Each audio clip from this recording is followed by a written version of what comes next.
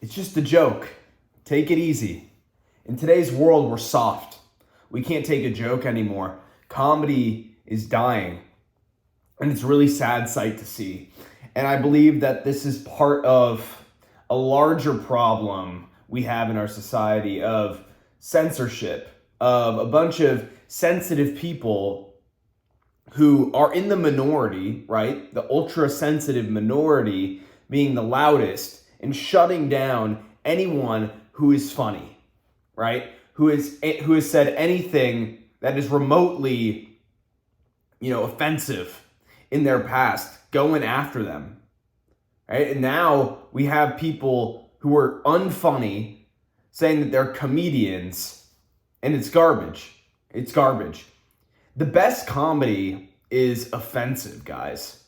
I mean, any comedy that I've genuinely laughed at, any comedian that I genuinely find funny, loves to toe the line. He loves to call out any demographic of people in the audience. For example, Andrew Schulz, who is a comedian who has grown like crazy. I mean, he's one of the top comedians now. And he's grown like that because he's been willing to push the boundaries and say exactly what he wants to say, right? And risk being offensive to certain people. And he does it out of love, right? He does it out of, he doesn't do it because he has any malicious intent or because he hates any type of person, right? He goes after everyone, right? He goes after people by race, gender, political ideology, disability, right? He goes after all of these different groups of people who have their own thing about them. And he says things which most people are too afraid to say, but which are, sometimes common stereotypes that we've lost, right? That we don't say because it's offensive, right? It's mean. But he says them. And he says them in a hilarious way.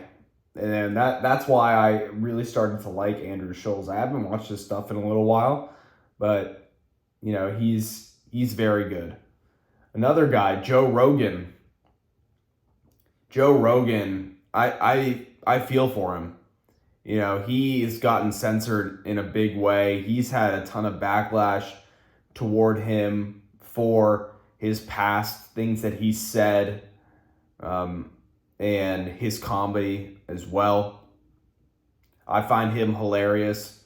He also hates censorship. He likes to say what he feels. And, it was sad to see last year people going after him all of a sudden because he was going against the common narrative of COVID and all this stuff. And he was inviting people on his show who had a difference of opinion. And then all of a sudden they pinned him for things that he said in his past. And, they spread that on the internet. They posted videos about it. They made news stories about it. They tried to shut him down. And that's what's happening in today's society. The censorship society we live in now is just a disgrace. It is one of the saddest things that is happening in this country. I believe it is ruining this country in a big way, and we have to have people to stick up for it and to save it. Or else, our principles that our country was built upon, the United States, will no longer serve their purpose. And that's why I was super excited when Elon snagged Twitter. That was unbelievable. So there was such an outrage and an outcry from people. Oh my God, Elon, it's the end of the world. He's gonna snag Twitter and he's gonna allow all these people to speak on the platform, all these hateful people. Right? He brought Donald Trump back on the platform. Or he's trying to, at least. I think Trump didn't want to get back on the platform, but Elon was open to having him. He brought Andrew Tate back on the platform. Alex Jones, guys who were kicked off. And Elon is hilarious. He is a comedian in many ways. I mean, his tweets are hilarious. I laugh at them every time I see them. Anytime anything comes up. I'm not on social media too much, but occasionally I'll just look to see what Elon's doing over on Twitter because, man, he's ballsy. He says exactly what he means, right? Whatever's on his mind, he doesn't hold himself back. He just unleashes on people. Anything that he finds that is dumb that's happening in our society, any kind of agenda, right? COVID or any kind of social agenda, he'll go and unleash his opinion on it. An opinion that most people are too afraid to share, but which most people hold, right? That's also the thing about comedy. Comedy's funny when someone is saying something that we all know or we all feel in some kind of way internally that we're too afraid to express, but the comedian expresses it in a funny way, right? And people might think it's offensive, but he's saying it and he's smiling, right, at the same time.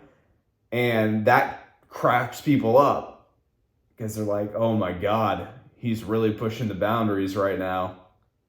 God, he might offend someone in here. That's what it's all about, guys. And I feel like our society is just, it's just in a position that's so sad. It's so sad. Seeing great people, great comedians, but they're not just great comedians. They are nice people at their core, right? They have families, they're happy, they're smiling. And we're just shutting them down over things that they've said in the past. Or every time they say something offensive in the present, they get attacked. They get attacked, and it doesn't just affect them, it affects the people around them as well.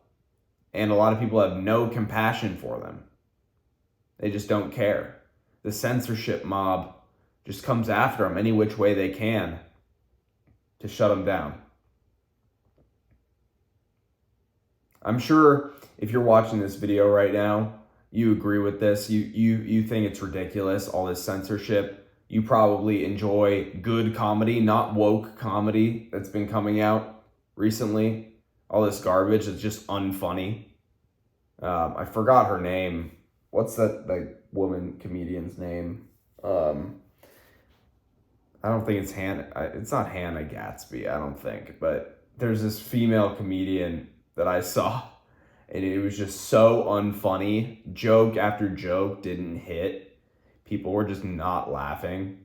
And I think if there was any noise in the background, it was like that fake laughing that they put on in TV shows to make her feel better. Yeah, anyways, bring comedy back. We need to bring comedy back. Be funny. Risk being offensive, right? Remember when you were young, how you talked with your friends, right? You didn't give a shit. You didn't care, right? I know when I was young, this wasn't the case, right? The censorship mob, what they call the woke mafia, they weren't as strong back then. They weren't attacking. They weren't attacking people from all angles, scraping up things that they said in their past to pin against them when they were saying things that they didn't like in the present, when they were defying mob rule, like Joe Rogan with COVID and other people with COVID, right? They used that as a way to dig into their past and attack them for something else, right? Because the mob does not like when you go against them. It's time to stand up, brother. And yeah, that's what we're going to do. If you want to join a community of young men who are leveling up, getting better every single day, click the first link in the description, the Discipline Institute. I'm grateful for you being here, and I will see you in the next video. This is Blaze Cyan signing off. It is 4:30 in the morning right now. Gonna hit a workout, and I'll talk to you tomorrow. Bye.